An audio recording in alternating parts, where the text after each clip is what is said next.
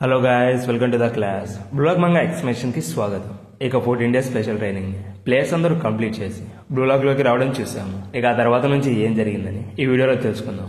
But start చేసే ముందు నా వీడియోని లాస్ట్ వరకు చూసి నచ్చితే like, comment and me friends కూడా షేర్ చేసి మా ఛానల్ కి సపోర్ట్ చేయండి గైస్. అలాగే మా ఛానల్ కి కొత్తగా వచ్చలేదు, ప్లీజ్ సబ్స్క్రైబ్ మై ఛానల్. ఇక లేచకుండా వీడియో స్టార్ట్ చేద్దాం. లాస్ట్ చాప్టర్ లో ఏకరాశి నాగిని మీట్ అయ్యాడు కదా, అక్కడ నుంచి చాప్టర్ అనేది స్టార్ట్ అవుతుంది. ఇక ఏకరాశి నాగితో నేను నీకోసం అని మీ స్కూల్కి వెళ్ళాను, అక్కడ నువ్వు లేవు. అయితే మీ క్లాస్మేట్స్ లో ఒక అతన్ని అడిగితే అతను ఎప్పుడు గేమ్ సెంటర్ కి వెళ్లి గేమ్స్ ని ఆడుకుంటూ ఉంటాడు. ఒకవేళ అక్కడ ఉండొచ్చని చెప్తే వచ్చాను. లక్కీగా నువ్వు ఇక్కడే ఉన్నావు, బట్ నేను మాత్రం నీకోసం ఎక్కడెక్కడో సెర్చ్ చేస్తానని స్మైల్ చేస్తూ అంటాడు. దానికి నాగి వచ్చి ఎందుకని నువ్వు ఒక పిచ్చన్ లాగా బిహేవ్ చేస్తున్నావని అంటే నీకోసం నేను ఇక్కడికి వచ్చానని నీకు ముందే చెప్పాను కదా అని అంటే, అయితే నా నుంచి నీకేం కావాలని అడిగితే ఫుట్బాల్ గురించి ఏం ఆలోచించావని అంటాడు.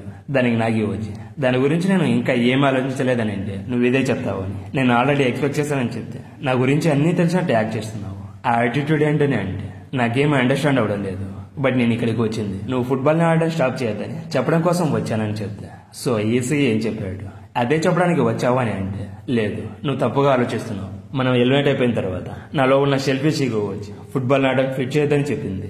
అయితే ఎప్పుడైతే నీ ఫైనల్ వాల్యూని రివీల్ చేసి నువ్వు వరల్డ్ కప్ టీంలో సెలెక్ట్ అవ్వదని తెలిసిన మూమెంట్ లో ఎలాంటి ఫీలింగ్ ని ఫీల్ అయ్యావని అడిగితే ఏమంతగా ఫీల్ అవ్వలేదని అంటాడు. బట్ నేను మాత్రం ఫ్రస్ట్రేట్ అయ్యాను, కానీ నాకు చాలా హ్యాపీగా ఉందని చెప్తే దానికి నాకు షాక్ అయిపోతాడు.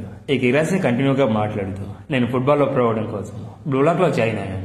ఇక నన్ను ఒక టీం బై చేసుకోవడం వల్ల వారసత్వంగా వస్తున్న టెంపుల్లో పూజారిలాగా ఉండాల్సిన పని లేదు. సో నా డ్రీమ్ నెరవేరింది. అయితే ఈగో మాటల్లో చెప్పాలంటే నేను దీంతో బాగానే ఉన్నాను. వాట్ అబౌట్ యూ అని అడిగితే కొంతవరకు మాత్రమే నా డ్రీమ్ ఫుల్ఫిల్ అయ్యిందని అంటాడు. దాంతో ఏకరాశి వచ్చి డ్రీమ్స్ గల లిమిట్స్ ఉండవు. ఇక డ్రీమ్ వచ్చి నువ్వు ఇమాజిన్ చేసుకున్న దాన్ని బట్టి పెద్దదా చిన్నదానే ఉంటుంది. ఇక నా డ్రీమ్ వచ్చి ప్రో ప్లేయర్ అవడం. ఈ డ్రీమ్ వచ్చి నాకు చాలా పెద్దది. అయితే ఈ డ్రీమ్ ని నేను నిజం చేసుకోవాలంటే నా లైఫ్ మొత్తాన్ని దీనికి అంకితం చేయాలి.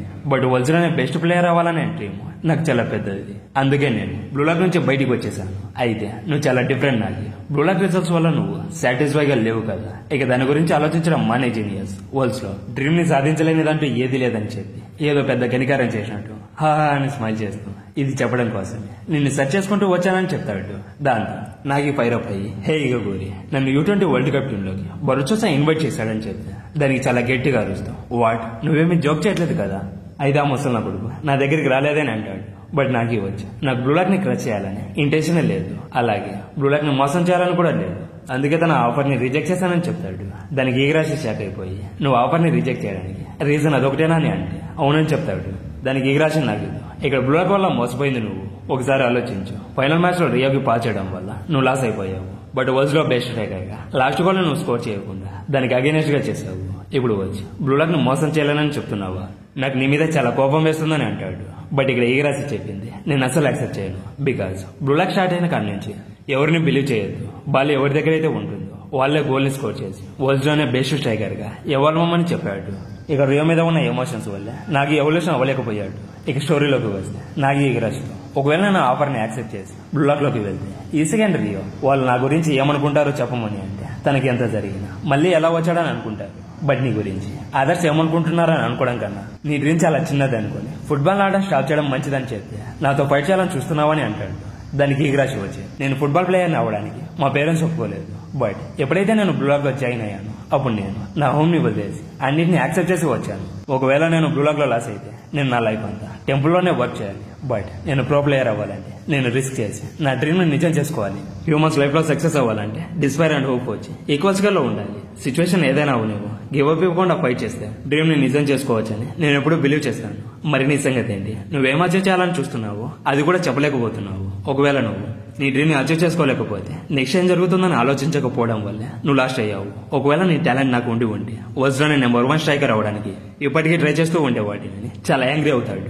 దాని తర్వాత కూల్ అయ్యి నీతో అలా మాట్లాడినందుకు సారీ అని చెప్తాడు. ఇక నాగి కింద పడిపోయిన యాడ్ ఈగరాశి యాడ్ మీద ప్లే చేసి నన్ను చూడడానికి వచ్చినందుకు చాలా థ్యాంక్స్ అని చెప్తాడు. బట్ నన్ను కూల్ చేయడానికి ఒక మంచి మాంక్ అవుతావని చెప్పి అక్కడి నుంచి వెళ్ళిపోతూ ఉంటే నేను మాంక్ అవ్వను, ఒక ఫుట్బాల్ ప్లేయర్ ని అవుతాను చూడు. హే నాగి, అప్పుడే ఎక్కడికి వెళ్తున్నావు? నేను నీతో మాట్లాడడం ఇంకా అయిపోలేదని చెప్తాడు. బట్ నాగి వచ్చి నేను నిన్ను కలవడం వల్ల పైరపయ్యానని చెప్పి అక్కడి నుంచి వెళ్ళిపోతాడు. ఇక చాప్టర్ లాస్ట్ టెక్స్ట్ చూసుకుంటే U20 వరల్డ్ కప్ కి 2 days ఉన్నాయని ఉంటుంది. ఇక నెక్స్ట్ డే వచ్చి బ్లూలాక్ ప్లేయర్స్ అందరూ ప్రాక్టీస్ మ్యాచ్ ఆడుకుంటూ ఉంటారు. ఇక రైచు బాల్ ని తీసుకుని ముందుకు వెళ్తూ ఉంటాడు. బట్ తనని స్టాప్ చేయడానికి ఈక్విప్మెంట్ డాన్సే వస్తారు. బట్ ట్రై చేయవచ్చు, వెళ్ళండి, వెళ్ళి వాళ్ళని కౌంటర్ అటాక్ చేయండి అని అంటాడు. కానీ యుకిమి అని అనుసరి 2 vs 1 పొజిషన్కి షిఫ్ట్ అయ్యి తను ముందుకు వెళ్ళనివ్వకుండా స్టాప్ చేద్దామని అంటాడు. ఇక సైడ్ లైన్ నుంచి ఈగో ఇంటెన్స్ గా మ్యాచ్ ని అబ్జర్వ్ చేస్తూ ఉంటాడు. ఆ తర్వాత హియోరీ వచ్చి యుకిమి అండ్ నాన్సీని క్రాచ్ చేసి గోల్ బాక్స్ లోకి వెళ్లిన ఈసీకి బాల్ ని పాస్ చేస్తాడు. బట్ నీకు ఈసీ మౌస్ ని రీడ్ చేసి వెనుక నుంచి తను గోల్ చేయనివ్వకుండా స్టాప్ చేయాలనుకుంటాడు. బట్ లేట్ గా రియాక్ట్ అవడంతో ఈసీకి డైరెక్ట్ షాట్ గోల్ ని స్కోర్ చేయడం చూసుకోవచ్చు. ఆ గోల్ ని చూసి చిగిరి ఈసీని కాంప్లిమెంట్ చేస్తాడు. బట్ ఈసీ హియోరీ దగ్గరికి వెళ్ళి నువ్వు చాలా స్లోగా ఉన్నావు, నువ్వు ఫాస్ట్ గా బాల్ ని పాస్ చేయకపోతే ఆ పాస్ ని టాప్ క్లాస్ ప్లేయర్ ఈజీగా బ్లాక్ చేస్తారని చెప్తే తను ఏం చెప్తున్నాడో అర్థం చేసుకోండి. నువ్వేం చెప్తున్నావో అర్థమైంది, బట్ నువ్వు చెప్పింది సడన్ గా చేయడానికి నేనేమీ రోబోట్ని కాదు. అలా చేస్తే మ్యాచ్ స్టార్ట్ అవ్వకముందే నేను బ్రేక్ అయిపోతానని చెప్తాడు. అప్పుడే కరాసు వచ్చి ఏఐఎస్ఐ తన నుంచి నువ్వు ఎక్కువగా ఎక్స్పెక్ట్ చేస్తున్నావని అంటాడు. బట్ ఈసీ వచ్చి ఒక ఇడియట్ లాగా మాట్లాడుతున్నావి, మన గోల్ వచ్చి వరల్డ్ కప్ ని విన్ అవ్వడం, దానికోసం తనని పూజ చేసుకోమని చెప్పడంలో తప్పేముందని అంటే దానికి హియోరీ స్మైల్ చేసి నువ్వు చెప్పింది కరెక్టే అని అంటాడు. బట్ కరాసు వచ్చి అదేదో మెల్లగా చెప్పొచ్చు కదా అని అంటే నేనేమీ హార్ష్గా ఏం చెప్పలేదు, నా హానెస్ట్ ఒపీనియన్ చెప్పానంతే అని అంటే అయితే ఇడియట్ అని అనద్దు, తనేమీ రాంగ్ చేయలేదు కదా అని ఇద్దరు గొడవ పడుతూ ఉంటారు. అప్పుడే మధ్యలో ఐక్యూ వచ్చి ఫైట్ చేసుకోవడం స్టార్ట్ చేయండి, ఫైర్ అప్ అవడం మంచిదే కానీ కూల్ గా మాట్లాడుకోండి అని అంటే ఇక ఫైటింగ్ చేసుకోవడం స్టార్ట్ చేసి ఇద్దరు సారి చెప్పుకుంటారు. అప్పుడే రెన్నీ చేసేయద్దు, నువ్వే టీంకి సెంటర్ అయినట్టు నువ్వు అనుకున్నట్టే జరగాలని అనుకుంటున్నావు, బట్ అలా జరగాలంటే నువ్వు నన్ను కంప్లీట్ గా డిఫీట్ చేయాలని అంటాడు. అప్పుడే బరుచుగా సడన్ గా బ్లూ లాక్ లోకి వచ్చి అందరినీ డిస్టర్బ్ చేస్తున్నందుకు sorry, you diamonds in the rough అని అంటాడు. అప్పుడే ఈగో వచ్చి బ్లూ లాక్ రావద్దని నేను ముందే చెప్పాను కదా, ఎందుకు వచ్చావని అంటే నేను జస్ట్ ఆలో చెప్పడానికి వచ్చాను, అయితే మనం చేసుకున్న ప్రామిస్ ని వాళ్ళకి ఎక్స్ప్లెయిన్ చేస్తే మంచిది, దానివల్ల వాళ్ళు కూడా మోటివేషన్ అవుతారని blue lock players U20 world cup టీంలో టోటల్ 23 కాదు 26 మెంబర్స్, ఇంకా 3 స్లాట్స్ ఉన్నాయి. అందులో ఒకడు వచ్చి ఇటోసి సాయిని చెప్పగానే అందరూ షాక్ అయిపోతారు. అలాగే చాలా యాంగ్రీ అవ్వడం చూసుకోవచ్చు. ఇక బరుచుటా వచ్చి ఇటోసి సాయి ఫైనల్స్ లో జాయిన్ అవుతాడు. ఇంకో 2 ప్లేయర్స్ ఎలా సెలెక్ట్ చేసుకోవాలో కూడా డిసైడ్ అయిపోయింది. ఆ 3 ప్లేయర్స్ ని జాయిన్ చేసుకుని గ్రూప్ స్టేజెస్ లో ఆడాల్సి వస్తుంది. బట్ దానికంటే ముందు 2 ప్లేయర్స్ ని సెలెక్ట్ చేసుకోవడానికి ఒక గేమ్ ఆడాల్సి వస్తుంది. సేమ్ బ్లూలాక్ లాగా 300 ప్లేయర్స్ తో సైడ్ బీని క్రియేట్ చేశాను. ఈ మ్యాచ్ ను బ్లూలాక్ టీవీలో బ్రాడ్కాస్ట్ చేయడం జరుగుతుంది. ఇదిగో నా టీంలోని ప్లేయర్స్ వీళ్ళే అని అంటాడు. బట్ ఆ టీంలో కిరణ్ చూసి సీసీ షాక్ అయిపోతాడు. ఇక బొరోచుట వచ్చి ఎవరైతే 2 ప్లేయర్స్ ఈ సైడ్ బీ నుంచి సెలెక్ట్ అయ్యారో వాళ్ళని నాకౌట్ స్టేజ్ లో అనౌన్స్ చేస్తాను.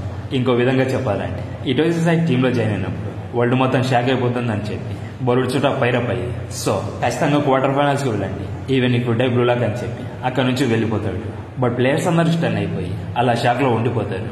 అలాగే ఈగో కూడా దాని గురించి ఏం చెప్పకుండా సైలెంట్ గా ఉంటే తన దగ్గరికి ఈసీకి వెళ్ళి ఇది జరిగింది, బ్లూలాక్ ఏం జరుగుతుందని అని దాని గురించి వరి అవ్వాల్సిన అవసరం లేదు, ఇది ఇంకో ఆప్షన్ అంతే. చైర్మన్ అప్పుడు మనీ గురించి ఆలోచిస్తాడు, దాన్ని యూజ్ చేసుకొని మిమ్మల్ని ఇంకా స్ట్రాంగ్ గా చేస్తానని అంటే అయితే బ్లూలాక్ లో ఎవరైతే లాస్ అయ్యారో వాళ్ళ నేషనల్ టీంలో ఆడనివ్వనని చెప్పావు కదా, ఆ రూల్ సంగతి ఏంటి? ఒకవేళ కిరా సెలెక్ట్ అయితే అని అడిగితే వాళ్ళ టీంలో యూజ్ చేయను. బొరచోట టీంలో ఈరోసిస్ అయితే తప్ప ఇంకే ప్లేయర్ మీ అంత స్ట్రాంగ్ కాదు, వాళ్ళని యూజ్ చేయాలా లేదా అని డిసైడ్ చేసేది బొరచోట కాదు, నేను డిసైడ్ చేయాలని చెప్తాడు. అయితే బొరచోట సెలక్షన్ బ్లూలాక్ సిస్టమ్ ఒక పార్టీ కదా అని అడిగితే నువ్వు చెప్పింది కూడా నిజమే, ఇది నేను కూడా ఎక్స్పెక్ట్ చేయలేదు. బట్ డిఫరెంట్ గా థింక్ చేయండి, మన U20 వరల్డ్ కప్ ని విన్ అవ్వకపోతే నేను బ్లూలాక్ ని వదిలేసి వెళ్ళిపోతాను. నా సిచ్యువేషన్ కూడా మీలాగే, నేను వరల్డ్ లోనే నెంబర్ 1 స్ట్రైకర్ ని క్రియేట్ చేయడానికి నా ఫిలాసఫీని నేను చేంజ్ చేసుకోను. జపాన్ వరల్డ్ కప్ ని విన్ అవ్వడానికి నేను దేనైనా రిస్క్ లో పెట్టడానికి రెడీ. నాలో ఉన్న ఈగో బర్న్ అవుతున్నంత వరకు బ్లూలాక్ ని ఎవరికి హ్యాండ్ ఓవర్ చేయను. ఇప్పుడు మన ఫస్ట్ మ్యాచ్ వచ్చి నైజీరియా టీంతో ఇక లైనప్ ని అనౌన్స్ చేస్తానని చెప్తాడు. ఇక రిన్నా, ఈసీ అండ్ సీడర్ వాళ్ళ ముగ్గురిని స్క్రీన్ పైన చూసుకోవచ్చు. ఇక ఆ మ్యాచ్ లో ఎవరెవరిని సెలెక్ట్ చేశాడనేది నెక్స్ట్ చాప్టర్ లో తెలుస్తుంది. ఇక U20 వరల్డ్ కప్ స్టార్ట్ అవడానికి జస్ట్ అవర్స్ మాత్రమే ఉన్నాయి. ఆ మ్యాచ్ ని చూడడానికి నాకు ఈ స్టేడియంలోకి వెళ్తూ ఉండడం చూసుకోవచ్చు. ఇక నెక్స్ట్ చాప్టర్ లో జపాన్ ఫుల్ లైనప్ ని అలాగే ఒక ఇంటెన్స్ మ్యాచ్ ఫైనల్ గా చూడబోతున్నాం. దీని మీద మీ ఒపీనియన్ ఏంటో కామెంట్ సెక్షన్ లో చెప్పండి గైస్. ఈ వీడియో మీకు నచ్చట్లయితే please subscribe my channel. Next మరిన్ని అన్ని వీడియోస్ తో మళ్ళీ కలుద్దాం. Until then by.